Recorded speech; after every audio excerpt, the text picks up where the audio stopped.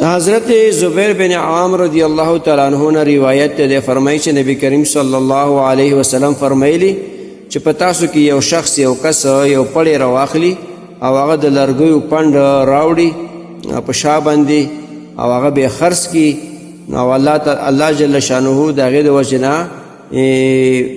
د عزت او ابرو برقراره وساتي چې کوم د سوال کوي غوښتنه کوي خلکو نه دا د دپاره بهتر دی د دې نه چې دی خلکو په مخ کې لاس وغوړوي سوال کوي ای به خل څه ورکوي ای به نه ورکوي د دپاره دا ښه ده چې د خپله مزدوري وکړي د دې حدیث روایت بخاري شریف کړی دی محترم مسلمانانو ورونو د دې حدیث نه دا خبره معلومه شوه چې کوم خلک خپله مزدوري کوي یو پړی راواخلي غره ته لاړ شي لرګي راوړي راشي بازار کې خرڅ کړي بیا الله جل شانه په هغې کې ورته برکت واچي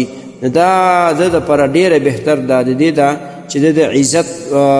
برباد شي ابروی برباد شي ځکه بل نه سوال کول عزت پې خرابېږي ابرو پې خرابېږي چې ځان دپاره شی غواړي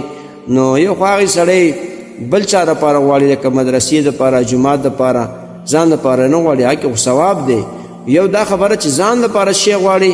ستا عزت پکې خرابېږي ستا ابرو پکې خرابېږي نو د دې وجې نه نبي علیه السلام فرمایي چې بهتره خبره دا ده چې ته په خپله مزدوري وکړي او تا ته پکې الله هغې کې برکت واچوي ګټه پکې راشي دا د دې نه ښه ده چې تا بل چا ته سوال کوي بل چا ته د لاس نیولی دی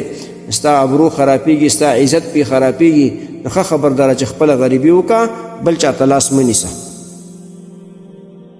محترمو مسلمانانو ورونو تاسو ته چې کوم روزانه د حدیث د مفهوم راځي نو د مهربانۍ او د ثواب له مخې نورو مسلمانانو ته لیږدوئ او شیر کوئ